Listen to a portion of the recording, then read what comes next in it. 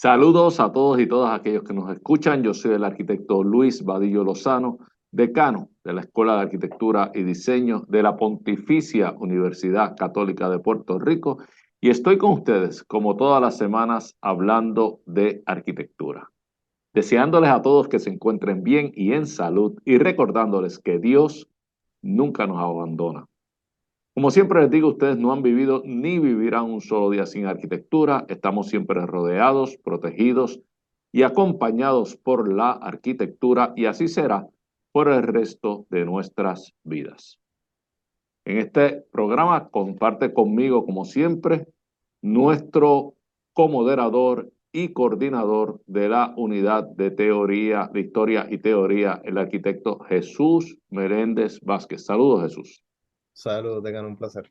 Te di el día libre la semana pasada porque tuvimos la oportunidad de conversar con nuestros estudiantes que viajaron a España y que Ujú. nos estaban compartiendo sus experiencias. La verdad es que no hay nada como viajar eh, eh, eh, y sobre todo para un arquitecto, porque poder ver las obras que de las que tanto se estudian, pero cuando uno las ve físicamente, presencialmente, la verdad es que se le quedan grabados en la memoria y yo no sé, la arquitectura tiene ese aspecto mágico que por más fotos que uno vea de una obra, cuando uno la ve presencialmente, uno se da cuenta el por qué son reconocidas y por qué tienen la posición en la historia que tienen, ¿verdad? Tú que eres el coordinador de la unidad de historia y teoría, supongo que compartirás eso conmigo y además fuiste el profesor que acompañó al grupo nuestro a Chicago y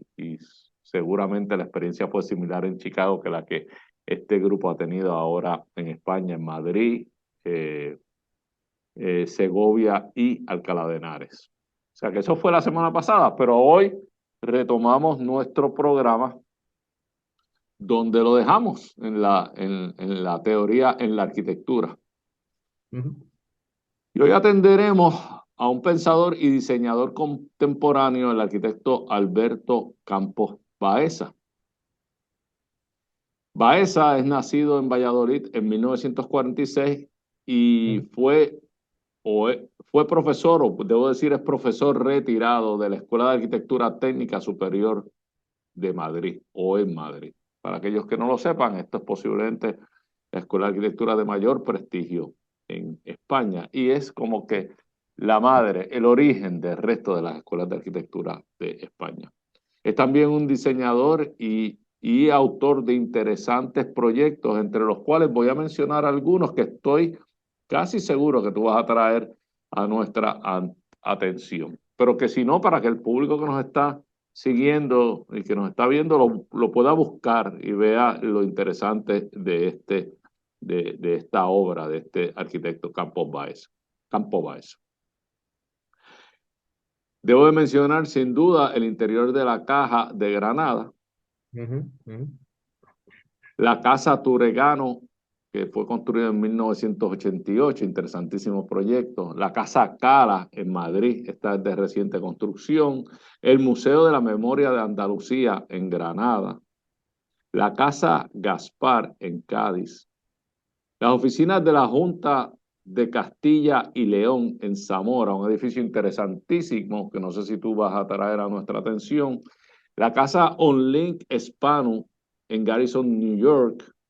Esta es, esta atiende con bastante claridad algunos de los conceptos que vamos a estar tocando hoy de la cueva a la cabaña. Claro. Ujú. Eh, la propuesta de una torre en Dubái, Ujú. la Casa Infinito en Cádiz y, debo decir también, sus propias oficinas en Madrid. O sea que estamos hablando de un arquitecto que tiene una obra amplia e Ujú. interesante y que yo debo de decir que él, de nuevo, como habíamos hablado anteriormente con arquitectos que hemos analizado, vuelve a hacer un esfuerzo en que cada uno de sus proyectos sea como que una prédica de su Claro. filosofía. Ujú. Algo así como lo que nos hablaba en los manifestos. o los manifiestos que nos hablaba Beatriz Colomina. O sea que estamos hablando de un arquitecto que aprovecha su obra para hacer un manifiesto de su teoría. No sé si estás de acuerdo conmigo, pero por ahí vamos. A sus 77 años ha sido recipiente de importantísimos reconocimientos, como lo son, entre otros, haber recibido el Premio Nacional de Arquitectura en España. En el 2013 se le otorgó el Arnold W. Brunner Memorial.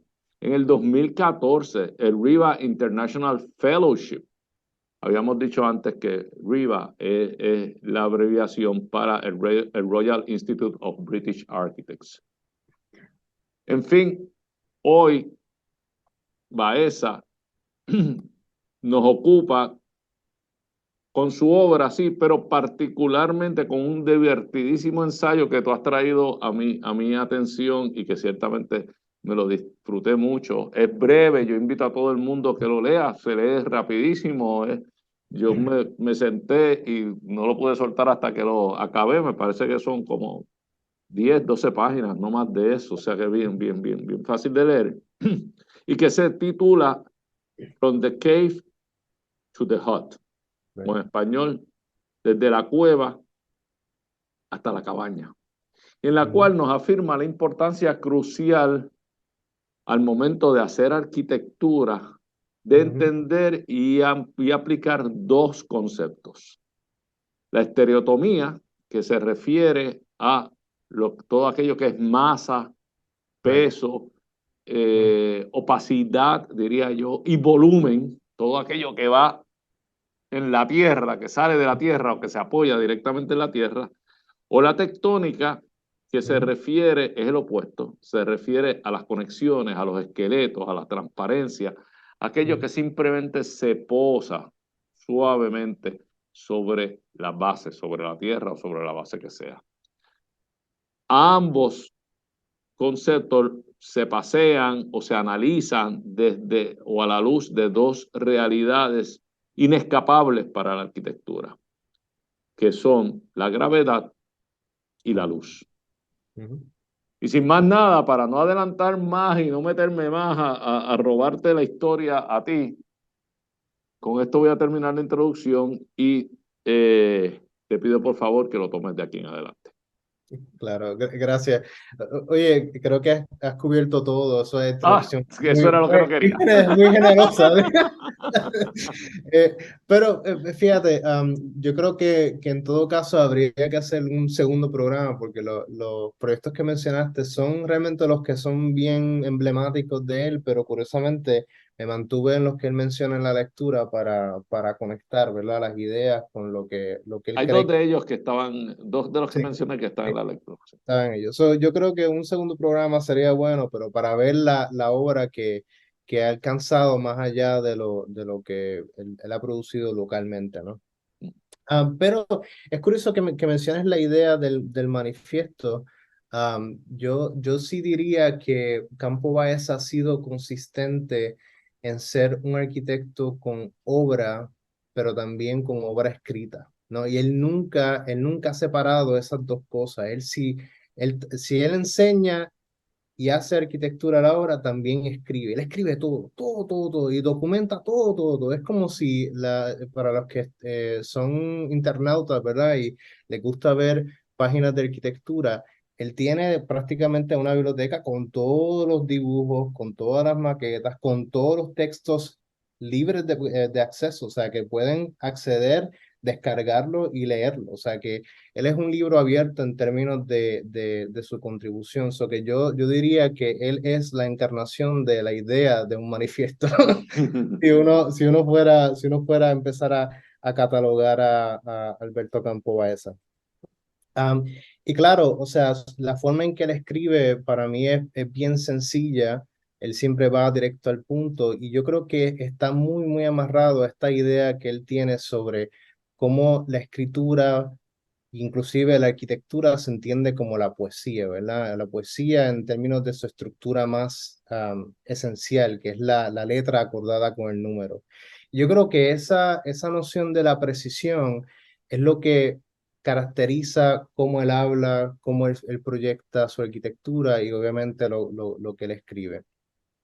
Que en esencia yo siempre recomiendo a mis estudiantes, si quieren tener un poco de inspiración, tal vez Campo Baeza es un lugar, un buen lugar para poder comenzar.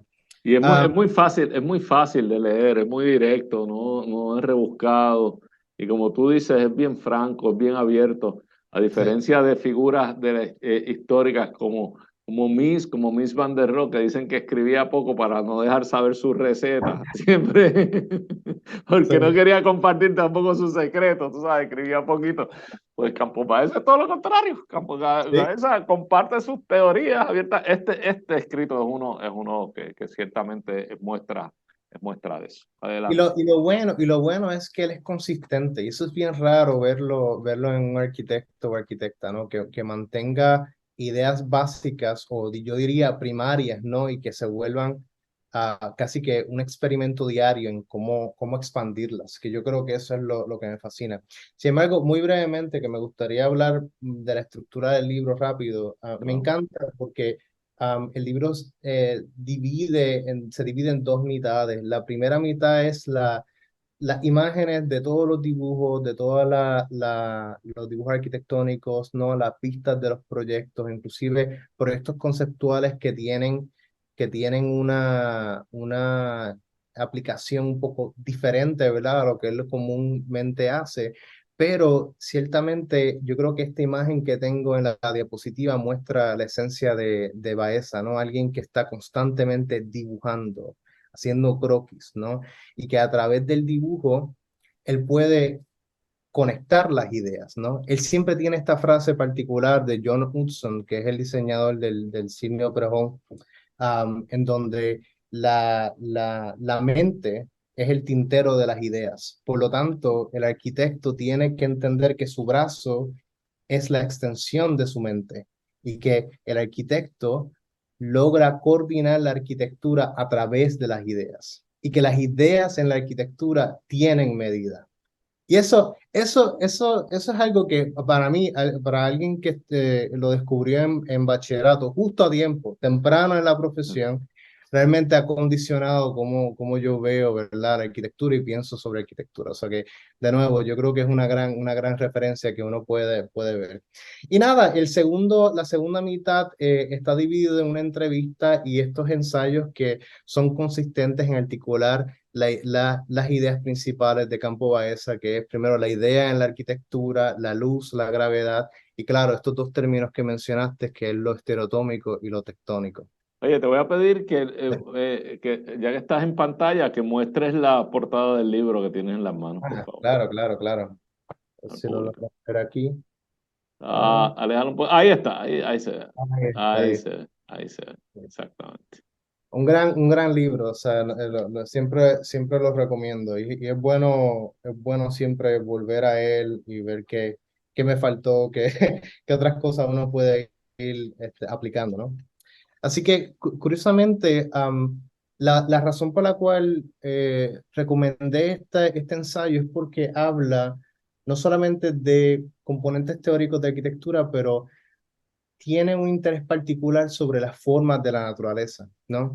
Y curiosamente, en el próximo programa vamos a hablar sobre aquellas formas de la naturaleza que no son deseables, ¿verdad? Que son categorizadas como incontrolables, primitivas o sucias, ¿no? Y que el historiador de arquitectura David Giesen, que también lo vamos a discutir la próxima semana, las categoriza como subnaturalezas, ¿verdad? Ujú. Esas formas de naturaleza que han sido alejadas de la arquitectura, mientras versus, ¿verdad? En la arquitectura tenemos formas de la naturaleza que son deseables, ¿no? Como la luz, la gravedad, la vegetación, el viento, ¿no? Que yo argumentaría, si Giesen argumenta, oh, estos son formas de subnaturales, yo digo, estos son formas supernaturales, ¿no? Que van más allá de su compromiso en simplemente existir, ¿no? Estas empiezan a entrar en la arquitectura. Y curiosamente, Baeza, en la introducción, él empieza a hablar sobre cuál es la razón principal, ¿verdad?, de estos términos que él utiliza como estereotómico y tectónico, ¿verdad? Particularmente cómo es su eficacia, pero también cómo éstas sirven para poder hacer arquitectura. Y esto es un ejercicio que yo diría es más intelectual, ¿no? En donde él utiliza la interpretación del teórico e historiador de arquitectura Kenneth Frampton, que en la década de los 90 él escribe sobre el arquitecto alemán Gottfried Semper, que también es un teórico y arquitecto, un teórico y arquitecto que es del siglo XIX, que él escribe un libro fundamental que es Los cuatro elementos en la arquitectura, ¿no? Esto lo publica en 1851, pero que logra extrapolar categorías, ¿no? Que estas categorías son qué componentes de la arquitectura, no importando en qué época o historia, siempre se repite, ¿verdad? Y que curiosamente tú lo has explicado muy bien, que él extrapola el término estereotómico, ¿no? Que es lo pesante, que es lo que está, lo que pertenece a la Tierra, versus lo tectónico, que es esta estructura sincopada, ¿no? Que toca la Tierra, pero que más pertenece en un sentido cosmológico, según Baeza, ¿no? Al cielo, ¿no? So que es como esta noción de que la arquitectura pertenece al, al suelo versus el cielo. Y que, sin embargo, a mí me encanta cómo Baeza define en sus propias palabras esos dos términos, ¿no? Que él dice, entiendo que por arquitectura estereoatómica, y lo cito, ¿verdad? Es aquella en la que las fuerzas de la gravedad, ¿verdad? Las fuerzas gravitatorias se transmiten de forma continua, ¿verdad? En un sistema estructural continuo en que la continuidad constructiva es completa, opuesto a lo que es la arquitectura tectónica, que es aquella en la que las fuerzas de la gravedad se transmiten de forma sincopada, ¿no? En un sistema estructural de nudos y juntas en las que se articula una construcción.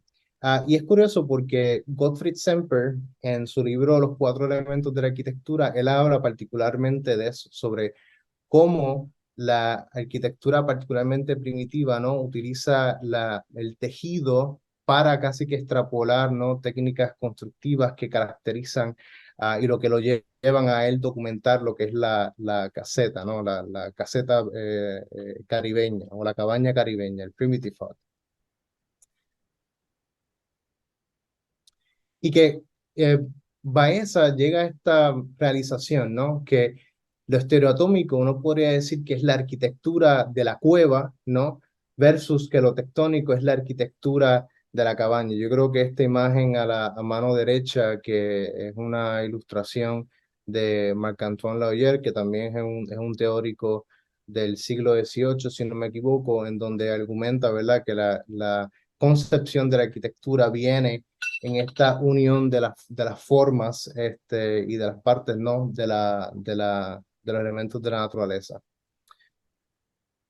No sé si tienes alguna Bueno, reacción, yo, comentario. yo creo que estás haciendo una presentación excelente, que no he querido interrumpirte, porque me parece que estás cubriendo puntos que son básicos para entenderlo. Ya nos estamos acercando a la mitad de al final de esta mitad. Sí, ciertamente la descripción o la definición que da Campos Baeza a estos dos términos, estereotómico y tectónico, es bastante directa como es él en su estilo y nos permite entender, como bien dice él, dos conceptos que son básicos para hacer arquitectura y él dice más que eso, dice, si todos los arquitectos entendieran esto, se podría hacer arquitectura más fácil y mejor arquitectura. Entonces, luego vamos Claro. a ver en su obra, en los proyectos, dos de ellos por lo menos que espero que a lo mejor compartas, cómo él verdaderamente entrelaza estos dos conceptos de arquitectura. Nos habla más, nos dice que la estereotómica es una arquitectura que al ser opaca, ser pesada, ser tan maciza que casi sale de la tierra, no se sabe si se apoya o si sale de la tierra. Esas imágenes que tú tienes ahí son clave. tiene que ir en búsqueda de la luz, porque si no, no la tiene. Entonces son estas perforaciones que son casi que excavaciones en sus paredes y en sus techos. Eh, Mientras que la tectónica tiene que ir en el control de la luz, porque es tan transparente que la luz la invade. En fin, no quiero tocar temas que posiblemente tú los tenías reservados ya para la segunda mitad, pero que me resulta interesante, así como arquitecturas que son estereotómicas, pero que empiezan a coger estilos arquitectónicos como el gótico, que empieza a coger características tectónicas. Pero vamos Claro. a dejarlo ahí. Este es el final de esta primera mitad. Yo creo que ha estado interesantísimo. Nos vemos en la siguiente mitad. No se retire nadie. Arquitectura en blanco y negro. Amigos, aquí de regreso, yo soy el arquitecto Luis Vadillo Lozano, decano de la Escuela de Arquitectura y Diseño de la Pontificia Universidad Católica de Puerto Rico, y esto es Arquitectura en Blanco y Negro.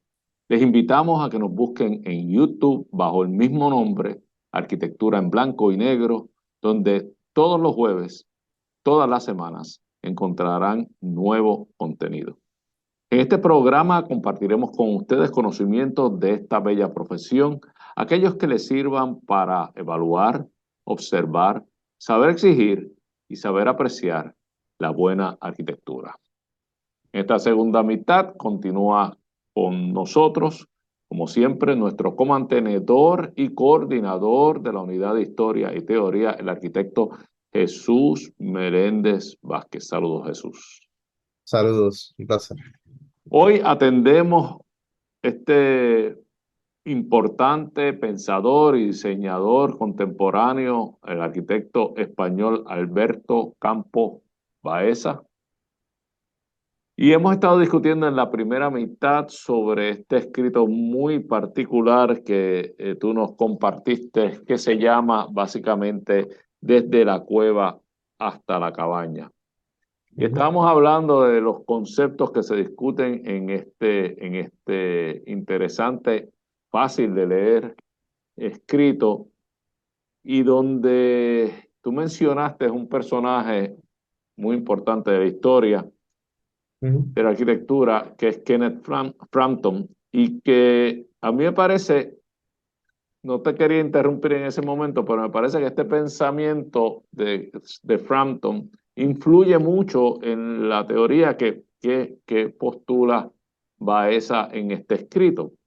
Nos dice Frampton, y de hecho lo citan en el escrito en un momento, que la estructura es la esencia de la forma arquitectónica.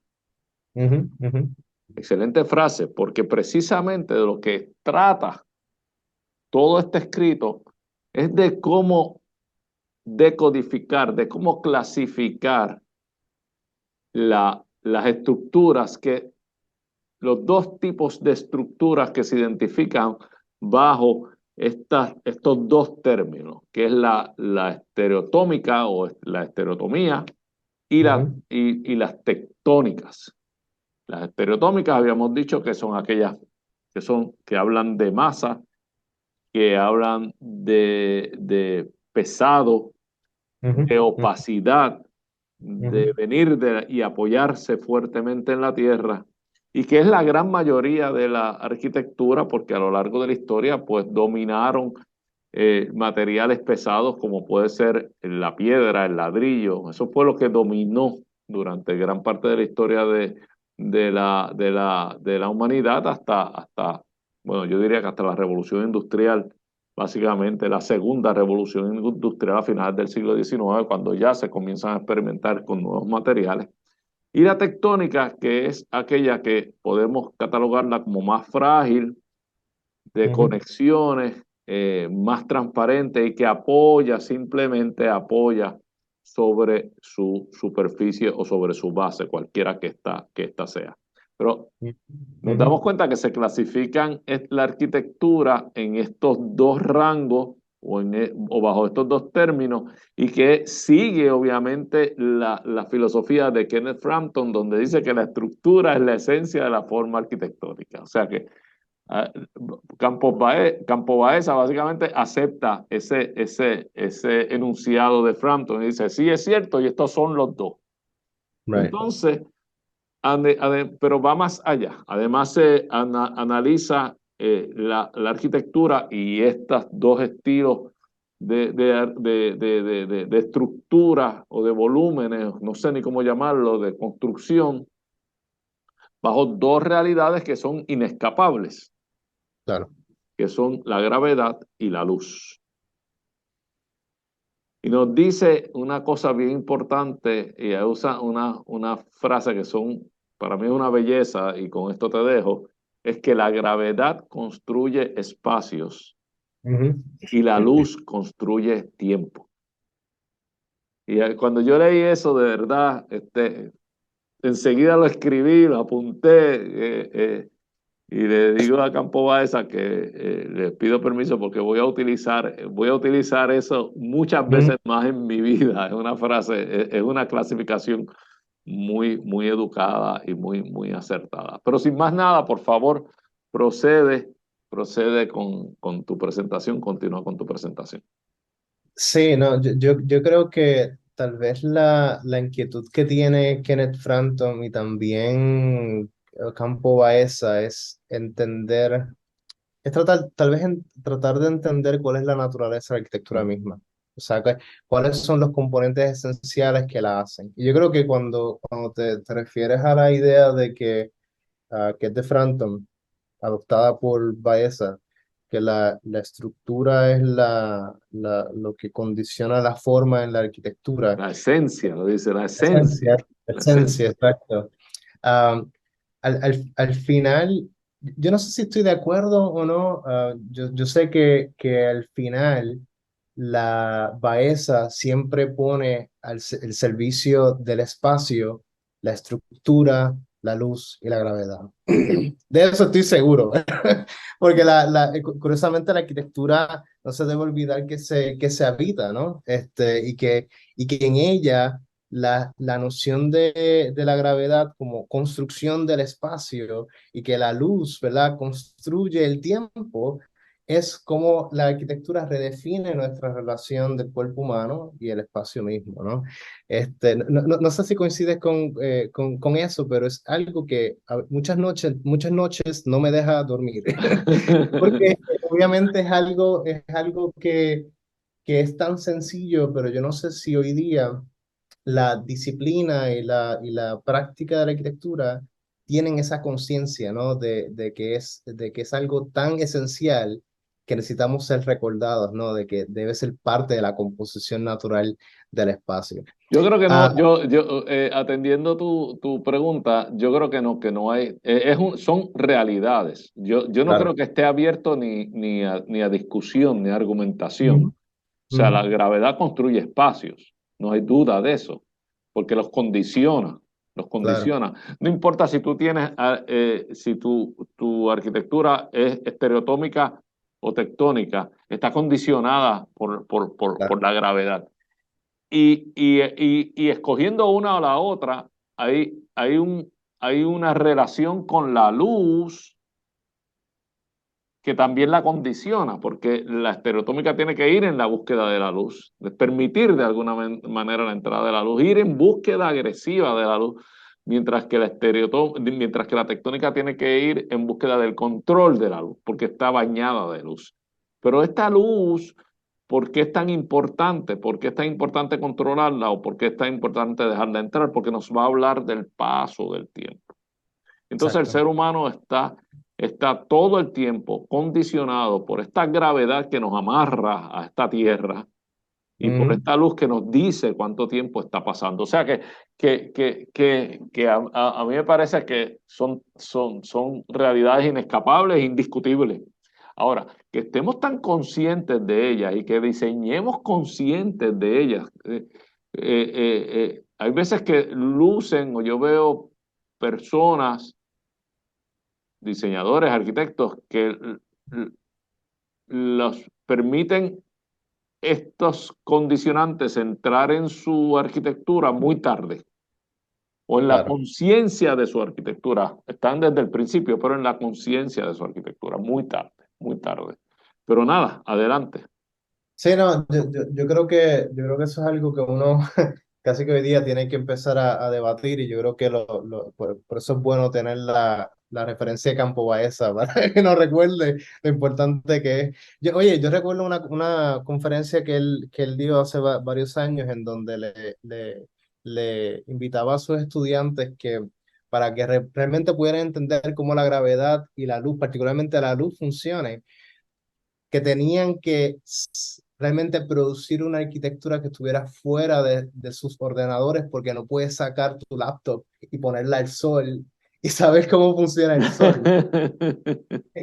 Eso me parece tan curioso porque la arquitectura tiene una condición tan heliocéntrica, ¿no? Y que si uno no acepta la idea de la luz, es como se van a formular la pregunta. O sea, la ausencia de la luz hace que la arquitectura no sea arquitectura, se disipe, desaparezca, ¿no? O sea, que yo creo que dentro del ensayo, la realidad del ensayo, la noción de cómo se comprende o cómo Campo Baeza comprende la gravedad, ¿verdad?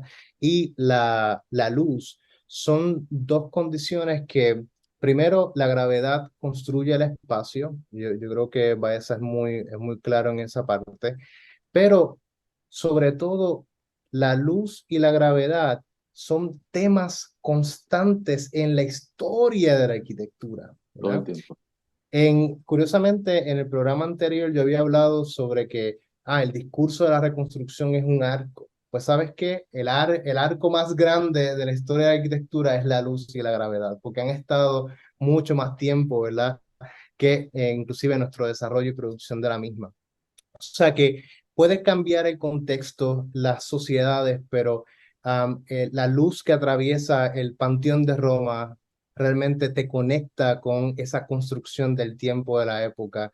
O inclusive cuando uno va, y esto es una referencia para ti, a la Catedral Primada de Toledo, y uno ve cómo la luz atraviesa, es decir, que la arquitectura se modifica para dejar entrar y revelar ese espacio, es algo que se vuelve memorable, ¿verdad? No tienes que visitar Chicago y mirar el rascacielos para mirar hacia arriba, ¿no? La luz logra hacer ese cambio paradigmático. O, ¿verdad? Como inclusive la luz, a recibir la luz que construye el tiempo, logra modificar métodos de constructivos, ¿no? Como en la arquitectura del gótico para poder convertir esa luz horizontal en una vertical, ¿no? Y que inclusive para Campo Baeza, en un contexto histórico, el mismo Mies van der Rohe también intenta recibir e intentar comunicar, ¿verdad? Cómo la arquitectura se modifica para recibir la luz y trabajar la gravedad, ¿no? Con su propuesta icónica del rascacielos de vidrio. Y quiero, Y bueno, digo, cuando termines tu pensamiento, pero antes de salir de esta imagen, quiero hacer un comentario. No sé si sí, no, terminaste tu pensamiento. Sí, adelante, no, adelante. no, porque hay dos cosas. La manera en que el Panteón deja entrar la luz Ujú, eh, es claramente estereotómica. Se excava este hueco en la masividad de esa arquitectura para hacer un gran contraste y, como tú dices, una condición memorable, completamente diferente a lo que es la ambición del gótico, que el gótico es como habíamos dicho anteriormente, es una arquitectura estereotómica, pero con aspiraciones tectónicas. El ser humano ya ujú. aspiraba a la liviandad, a la transparencia, a inundar los espacios con luz. No, el gótico hace ese primer intento, pero obviamente no tiene los materiales, la materialidad adecuada. Y entonces tenemos obviamente la propuesta del City Hall para la ciudad de Berlín de Mies van der Rohe, que la habíamos visto en otro programa anteriormente, que lo tienes a mano extrema derecha aquí, en la torre esa de cristal, donde hay que traer el pensamiento de Mies van der Rohe a todo esto. Mies van der Rohe estaba bien consciente que la arquitectura estereotómica, primero, es mucha más, Right. pero además es más duradera. Pero dice entonces que lo duradero de la tectónica, aunque él no creo que utilice esos términos, no creo que manejaba esos términos, pero la duración de sus propuestas arquitectónicas, sin necesariamente definirla o clasificarla como tectónica, pero lo era, estaba en la idea, es la duración de las ideas. Y Right. fíjate que Mies van der Rohe siempre trabaja con la duración de las ideas. Ahí quedó con muy poca duración la obra maestra de él y de Walter Gropius, que fue el Bauhaus, que duró poquísimo tiempo y sin embargo esa idea nos llega hasta el día de hoy influenciándonos a todos nosotros. Y ahí llegó el pabellón de Barcelona, que ya lo discutimos, que duró meses. O sea, aquellos que nos escuchan, no llegó al año. Right. Y sin embargo, es una de las obras claves del movimiento moderno y diría de la arquitectura universal. O sea que Mies van der Rohe sabía que la estereotópica era mucho más duradera que la tectónica en términos de materialidad, pero que él lograba con la tectónica de él producir ideas que eran de gran duración. Y a mí quería usarlo porque incluso esta imagen que tú tienes es de un edificio nunca construido, una Right. propuesta que a mí siempre me recuerda a la propuesta de Walter Gropius para el Chicago Tower, el Chicago Ujú. Tribune Tower, que nunca se construyeron y que lo único que ellos estaban haciendo es, sabían que no iban a ocurrir, sabían que no se iban a construir, que las posibilidades eran pocas, pero estaban poniendo las ideas y las ideas duran. O sea que eso porque hay mucha gente allá afuera que tiene que entender la fuerza de la fuerza de la idea es importante. Fíjate, qué bueno que hables sobre la idea, porque yo estoy seguro que la única razón por la cual Baeza hace esta conexión histórica, ¿no? De identificando este arco a través de la historia de arquitectura sobre de la transformación de lo estereotómico hacia lo tectónico, mayormente condicionado por las innovaciones en los materiales y la tecnología, se vuelve su tema de trabajo en su práctica de arquitectura, ¿no? En cómo él puede casi que desvincularse de las nociones estilísticas de la época para atender la parte esencial de la arquitectura.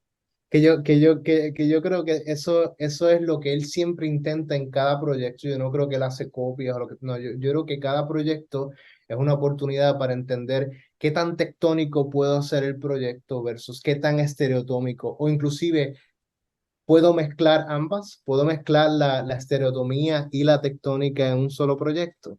Y que curiosamente, particularmente la década de los 90, él hace todos estos proyectos en donde mezcla, ¿verdad?, lo tectónico y lo estereotómico para poder alcanzar y establecer un lenguaje propio, ¿no?, de investigación, que yo creo que él es bien consistente con sus elementos arquitectónicos, el muro, el techo, las columnas y el vidrio.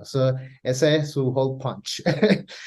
Claro que siempre él trata de llevarlos al límite, que lo informa muchísimo sobre cómo se construye esta arquitectura, porque yo creo que él es muy bueno sobre cómo él hace verídico, ¿no?, estas traducciones del dibujo hacia el proyecto construido. Y él, no sé si va a hacer un comentario. Sí, no, que es cierto que él tiene el plano, el vidrio, las columnas, pero siempre las tiene en contraste con, o trata, o en muchos de sus proyectos, en gran parte de los proyectos, trata de hacerlo en contraste con una masa, con una masividad que Claro. es parte esencial de su proyecto también. O sea, que él juega constantemente con este contraste. Es como si siempre nos lo estuviera, en cada uno de sus proyectos, nos lo estuviera recordando. Estos son los dos tipos de arquitectura. Nos lo quiere recordar en todos sus proyectos. Pero es curioso, este proyecto del centro BIT en Inca Mallorca es un ejemplo de cómo utilizar lo tectónico, la estructura tectónica, sugiriendo un volumen o una masa estereotómica, ¿no? Ujú. particularmente el encerramiento del muro con el techo, ¿no? Hacen que esta lectura del edificio sea uno de la masa, ¿verdad? Jesús, Inclusive, Jesús, wow, Jesús. se nos acabó. Yo creo que se nos acabó el tiempo y que vamos a tener que discutir los proyectos de Campo Baeza y su teoría, que ha resultado más extendida de lo que pensamos en el próximo programa, porque este ya no da más, este ya llegó a su límite. Yo creo que ha estado interesantísimo, los conceptos estos han estado excelentes y siempre la sugerencia tuya de las lecturas son tan divertidas que ciertamente aportan mucho a nuestro entusiasmo. Pero sin más nada, este programa se acabó, o sea que tenemos que seguir la próxima semana con el mismo tema y cerrar la próxima semana ya con los proyectos básicamente de Campo Baeza, donde vamos a poder ver toda esta teoría funcionando y aplicada. Sin más nada, gracias nuevamente por una excelente presentación, Jesús, y gracias a todos aquellos que nos acompañaron durante el programa de hoy. Esto es Arquitectura en Blanco y Negro. Nos vemos la próxima semana. Todos vivimos en sintonía con la arquitectura. Queremos escuchar tus ideas, dudas y preocupaciones. Escríbenos a arquitecturaenblancoynegro@pucpr.edu. Arquitectura en Blanco y Negro es una producción de la Pontificia Universidad Católica de Puerto Rico.